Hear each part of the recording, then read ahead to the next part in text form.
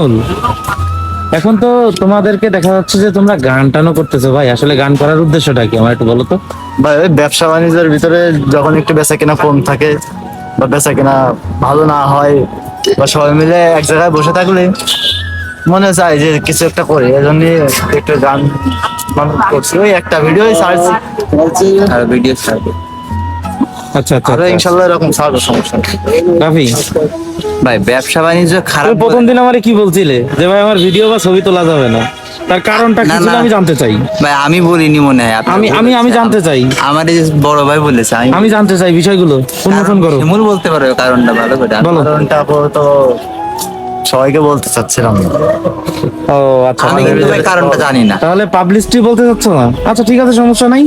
এখন কথা হচ্ছে রাফি, এই যে আরো একজনকে দেখলাম, তারে তো আমি আজকে ফার্স্ট টাইম দেখলাম, সে আমার কাছে নতুনই। এখন কথা হচ্ছে তিনজনের সাথে